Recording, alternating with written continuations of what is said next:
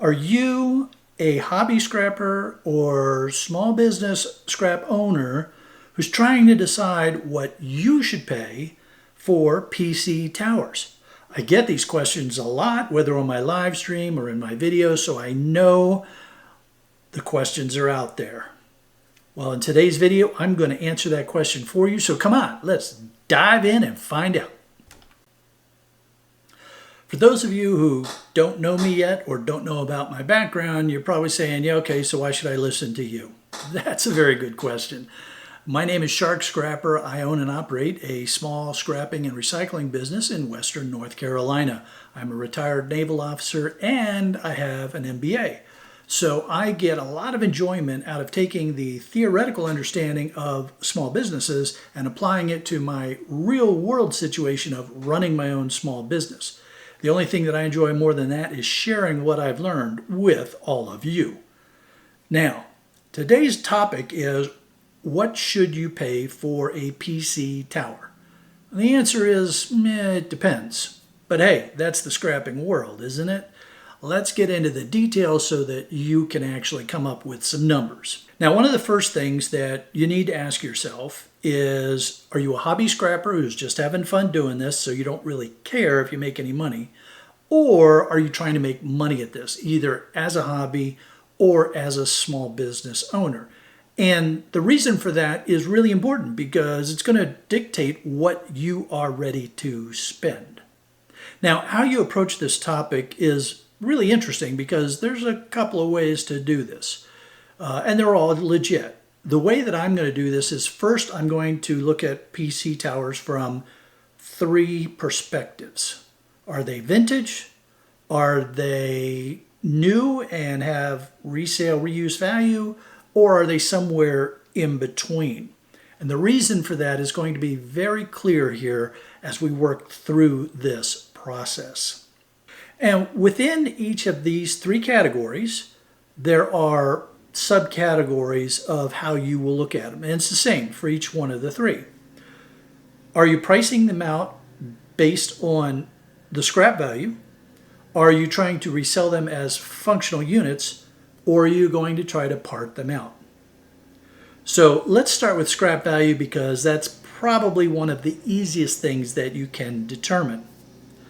In one of my previous videos, and I'll put a link to it at the end of this video, on pricing, we took a deep dive into how you determine what you should pay for various scrap materials. Our fastest, easiest approach for figuring out what to pay for a PC is going to be, what is our buyer paying, and then what percentage of that can I pay and make money balanced against the competitive nature of where I'm operating from. So for example, if we look at boardsort.com's website right now and we go to their price list, we can see that they're paying 42 cents a pound for a whole tower with hard drive. And I'm just going to assume for the rest of this discussion that we're talking about whole PC towers with hard drive, but you can see that even BoardSort modifies that. If there's no hard drive, then it's 32 cents a pound. So you can make those changes as you work through your numbers here. Based on that, and based on what I talked about in my previous video of let's start between 40 and 60%, you can pay anywhere from 17 cents a pound to 25 cents a pound with some comfort that you're going to be able to make some margin there. Now let's talk about the three categories in a little more detail. We're going to start out with vintage. What do we mean by vintage PCs? So generally speaking, a vintage PC is somewhere from the 1980s to maybe the 2000s-ish. They're frequently beige in color, although they could be any number of other colors as well. They might even have a little turbo button on them. That's a dead giveaway that's a vintage PC if you see a button that says turbo. In addition to the scrap value, vintage towers may have value as collector items for or functional game interest and for parts. So if you spend some time on eBay or Marketplace, you'll see that the pricing within these subcategories, collectors, functional game players, or parts, can be all over the place. I mean, we're going to take a look here. Let's take a look at some of the prices that we're going to see right now on eBay for vintage PC stuff. So here we are on eBay. We're going to go in and we're just going to search vintage PC. Now, after you get to the vintage PCs on eBay, scroll down to the show only group and click on sold items, because right now you're just data gathering. You want to get an understanding of what's in the market, what the price ranges are, so that you can adjust your pricing as well. So now you're just seeing the items that were actually sold. We can see that we had this vintage Toshiba that was sold April 21st of this year, $80. Here's a vintage compact Presario that sold for $150. This was also here in April 21st. Here's a AT Vintage Tower at $219, call it $220. So you scroll through here and you get an idea of what certain items are selling for, and that will allow you to decide when you're looking at purchasing either a pallet load of vintage materials or a handful of vintage materials, vintage PCs, how much do I want to pay for it? What could I potentially sell it for at some point on eBay? Now, it's really important that you make sure that if you're going to go down this road and go away from your price per pound strategy, but go to a unit vintage price, that you're comparing apples with apples as closely as possible, and that you're looking at, was this item tested? How well was it tested? Is it functional? Is it just being sold as parts? Those kind of things can make a $100, $200 difference, as you're seeing here. And if you're testing the item, then you might want to show, like this person did. You plugged it into a monitor, and they were able to test it and show it on the monitor. Now, shipping, if you sell it on eBay, usually the buyer pays the shipping, but that shipping can get kind of expensive. So, you want to think about how you're going to ship these things, and you need to package it up really well. So I would also be very careful just accepting the eBay standard shipping and, maybe modify that some, because you really need to package these systems up extremely well. But as you can see, here's a full up vintage IBM personal computer with the keyboard, monitor, and printer, $1,400.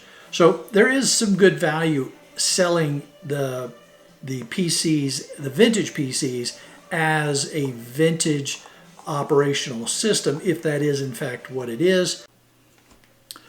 The reason why it's important to understand, especially in the vintage market, are you selling as scrap, a functional item, or parts, is because you can see you have a lot of price variability here from what you can get when you sell that item. Now, if you just go with your standard X number of cents per pound, well, you should probably make a pretty good margin whether you scrap, sell as functional, or sell as parts. However, if you're trying to be more competitive in this market, then you might want to go per item based on what the PC actually is, if it's been tested, those sorts of things. I urge great caution when you do this, because it's very easy to lose money if you go down that road. But those are certainly the approaches that you can take when you're selling vintage PCs.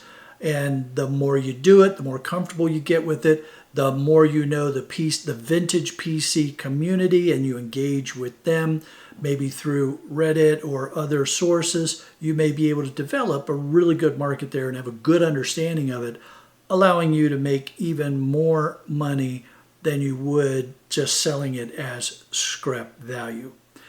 That's your call, and you will price that material accordingly.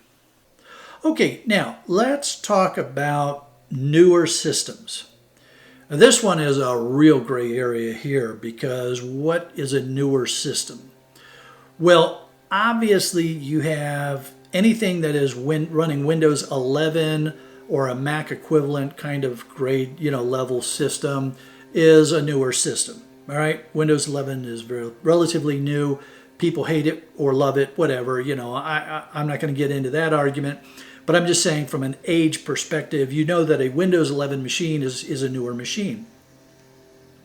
But there are some Windows 10 machines that you might consider new enough to be able to sell as functional units. There's still people out there that are running Windows 10. I'm still running a Windows 10. I also have a Windows 11. All right, so there are still Windows 10 viable machines that are out there. Here, let's go take a look on eBay and look at the market for them right now. So again, making sure that you have clicked the sold items so you know that these are what people actually paid. We see here's a Mini at 107. Here's a Lenovo ThinkCentre, 16 gigabytes of RAM, 255. Here's a Dell Precision. That's more of a server kind of thing if it's got a Xeon, but it's what do we have here? We have a whole stack of Dell Optiplex, Windows 10, Microsoft Office, Wi-Fi, $88. I wonder if that was, let's click on this because I'm curious. It's a whole pallet. Did they sell? Oh, $88 each. All right, so this is really important. I mean, because if you want to make sure you know what you're buying here, right? So $88 each. So there are still markets for people are still buying Windows 10 for various reasons. So again, if you're going to move away from just a standard, whatever the number is, 20 cents a pound, 25 cents a pound, whatever you're going to pay, you want to know why you're moving away from that. And the risks associated with it. You may buy a pallet of these from an auction site. We can talk more about that later on. In fact, if you want me to do a video on how to buy from auction sites, leave a note down in the comments. I've bought a lot of stuff off of auction sites. There are things you have to be careful of, but you can do okay doing that. So yeah, drop a note down in the comments if you would like me to do a dedicated video on buying from auction sites. But again, the point is understand what you're going to be able to sell these things for so that you can then decide how much risk you're taking with the price that you're going to pay for them. So we've talked about the vintage stuff. We've talked about the newer stuff. Then you have all the stuff that's in between. And that's where the vast majority of your scrap is going to come from. Chances are you're probably not going to have much functional, reusable stuff in there because it's not going to be new enough that it's going to be worth trying to sell. Maybe it will be. It's worth keeping an eye out on those possibilities. And yes, there are some developing nations where even here in the U.S. or in the developed countries of the world, the older PCs are still considered great things, all right? So if you have a trusted buyer that sells into those developing nations, that might be worth paying attention to. But generally speaking, if it's not vintage and it's not a newer system that has functional resale value, you're in that scrap market.